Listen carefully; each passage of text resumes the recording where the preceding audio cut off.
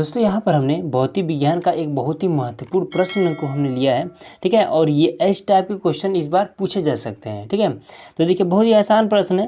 क्या कह रहे हैं कि विद्युत मोटर और जनित्र में क्या अंतर है तथा विद्युत मोटर के सिद्धांत तथा कार्यविधि का वर्णन कीजिए, ठीक है। तो बहुत ही आसान है। देखिए जो विद्युत मोटर है वो कैसे काम करता है, तो जो जैसे कि आप लोग जैसे पंखा यूज करते हैं, ठीक है, पंखा यूज करते हैं, फिर टुल्लू पंप, इसी प्रकार के बहुत सारे ऐसे चीज़ें हैं जो हम यूज करते हैं अपने दैनिक जीवन में, ठीक है।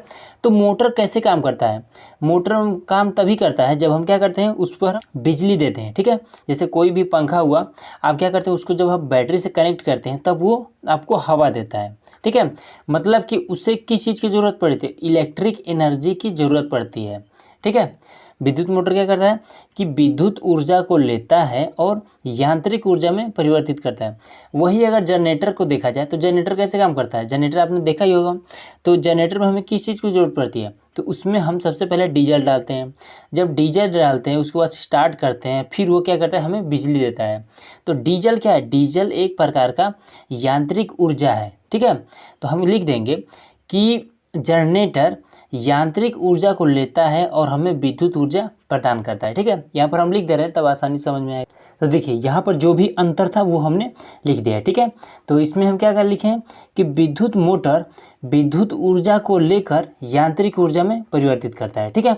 मतलब कि जब मोटर को हम बिजली की सप्लाई देते हैं तब ये क्या करता है हमें हवा देता है, या फिर टुल्लू पंप में अगर हो तो वो हमें पानी देता है, ठीक है। तो इस तरह से आप ध्यान में रखेंगे हवा वाला बात या फिर टुल्लू पंप वाला बात, ठीक है। कि जब हम मोटर में हम क्या करते हैं उसको विद्युत ऊर्जा देते हैं, ठीक है। जब हम विद्युत ऊर्जा देते हैं तो वो विद्युत ऊर्जा को ले करके हमें यांत्रिक ऊर्जा प्रदान करके देता है, ठीक है। अब देखिए जनरेटर में, तो जनरेटर में हम क्या करते हैं जब हम यांत्रिक ऊर्जा मतलब कि किसी प्रकार का डीजल पेट्रोल इस टाइप के जब कुछ उसको देते हैं तब वो क्या करता है, जब वो जनित्र यांत्रिक ऊर्जा को ले करके हमें विद्युत ऊर्जा में परिवर्तित करता है, ठीक है। तो ये चीज़ हो गया जनरेटर और मोटर में अंतर हो गया, ठीक है। अब मोटर किस सिद्धांत पर कार्य करता है, तो देखिए जो मोटर होता है ये माइकल फैराडे के चुंबकीय प्रेरण के सिद्धांत पर कार्य करता है, ठीक है। तो हम लिख दे रहे हैं। तो देखिए यहाँ पर हमने लास्ट वाला भी लिख दिया कि मोटर किस सिद्धांत पर कार्य करता है। तो विद्युत मोटर जो होता है वो माइकल फैराडे के, ये नाम याद रखिएगा, ठीक है। नाम याद रखेंगे तो इजीली इसको कर सकेंगे। तो माइकल फैराडे के चुंबकीय प्रेरण के सिद्धांत पर कार्य करता है। अब लास्ट वाला ये बचा कार्यविधि का वर्णन कीजिए, ठीक है। तो देखिए कार्यविधि का वर्णन करने के लिए आपको एक चीज़ दिमाग में होना चाहिए, वो क्या है कि आपने जब छोटे छोटे मोटर को आपने देखा ही होगा, ठीक है। बहुत ही छोटे छोटे जिस टाइप की स्क्रीन पर दिखाई दे रहे हैं, तो इस टाइप के मोटर में क्या होता है कि अंदर जो होता है वो चुंबक लगे होते हैं, ठीक है। और बीच में एक क्या होता है वो मूव करने वाला, उसको हम आर्मेचर बोलते हैं, ठीक है। और कुंडली भी कह सकते हैं। वो जो बीच में मूव करता है उसी को हम आर्मेचर कहते हैं या फिर कुंडली भी कर सकते हैं, ठीक है। तो वही चीज़ का हमें चित्र बनाना पड़ेगा। अगर चित्र कहेगा तो बना दीजिएगा, अगर नहीं कहता है तब आप कैसे लिखेंगे ये चीज़ समझिए। हम आपको चित्र बनाकर समझा दे रहे हैं, ठीक है। तो चित्र में कुछ नहीं करना होता है, बस आप इस तरह से बना देंगे।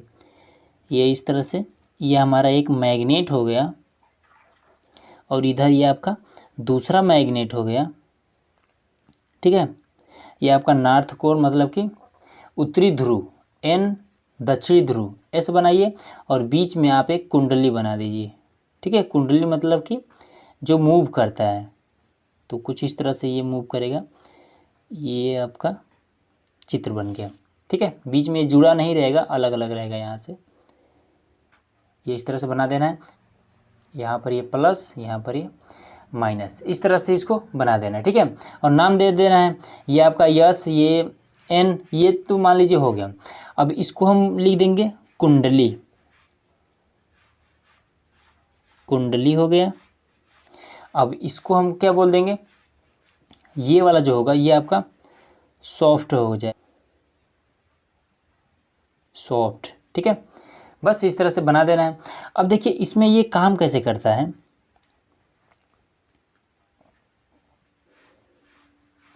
तो जैसे कि यहाँ पर एक चुंबक है और दूसरा यहाँ पर एक चुंबक है, ठीक है। ये आपका नॉर्थ पोल है, ये आपका साउथ पोल है। अब देखिए एक चीज़ आपको पता होना चाहिए, ठीक है। और आपको पता भी होगा कि जब किसी तार में जब करंट फ्लो होता है तो उसके किनारे किनारे जितने भी किनारे किनारे होता है उसमें चुंबकीय क्षेत्र उत्पन्न हो जाता है। ठीक है, जैसे कि ये हमारे जो घरों में आता है 240 वोल्ट वाला, उसमें उतना नहीं होता, लेकिन आप जब 11,000 वोल्टेज और उससे भी अधिक के वोल्टेज को जब उसमें जब ले जाएंगे, ठीक है, ये मान लीजिए 11,000 वोल्टेज है, इसके जब पास में कुछ कोई भी चीज़ ऐसा ले जाएंगे तो वो तुरंत खींच लेता है। ऐसा क्यों होता है? क्योंकि उसके जो किनारे किनारे होता है वो चुंबकीय क्षेत्र उत्पन्न हो जाता है। ठीक है, तो वही काम सेम यहाँ पर हो जाता है। इसमें जब हम धारा देते हैं तो इस वाले किनारे किनारे ये पूरा आपका चुंबकीय क्षेत्र इसमें उत्पन्न हो जाता है। ठीक है, कुंडली में। और यहाँ से ये पहले से ही हमने एक चुंबक लगा रखा है, तो इसमें क्या करता है कि इधर वाला नॉर्थ पोल और इसमें भी उत्पन्न हो जाता है नॉर्थ पोल।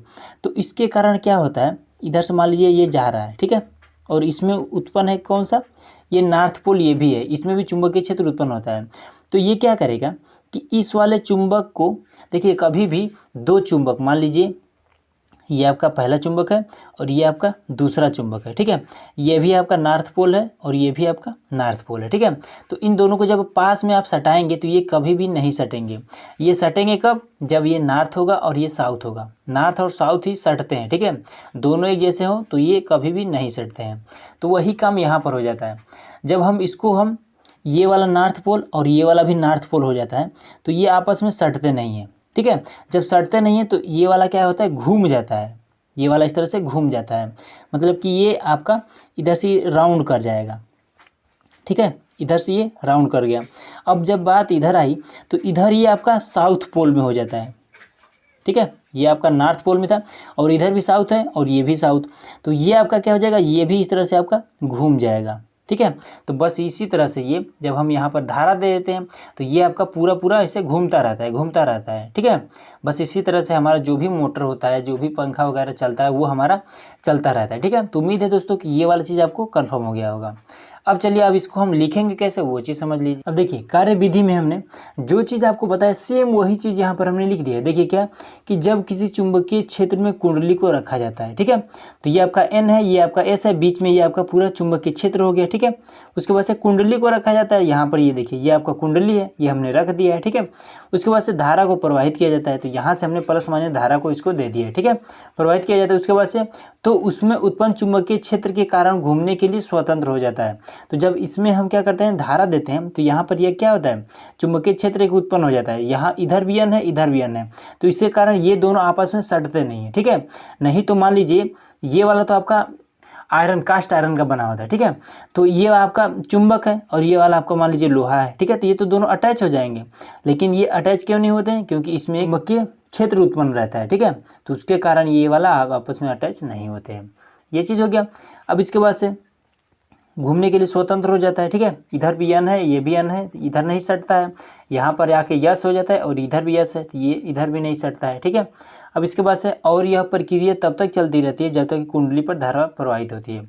और यहाँ पर ये वाला जो घूमने वाली जो प्रक्रिया है ये तब तक होगी, मतलब कि यहाँ पर ये जो चुंबकीय क्षेत्र यहाँ पर तब तक उत्पन्न होगा जब तक कि यहाँ पर से हम धारा देते रहेंगे। ठीक है, जैसे धारा देना बंद करेंगे यहाँ पर चुंबकीय क्षेत्र खत्म हो जाएगा और ये क्या हो जाएगा, ये रुक जाएगा। ठीक है, मूव नहीं करेगा।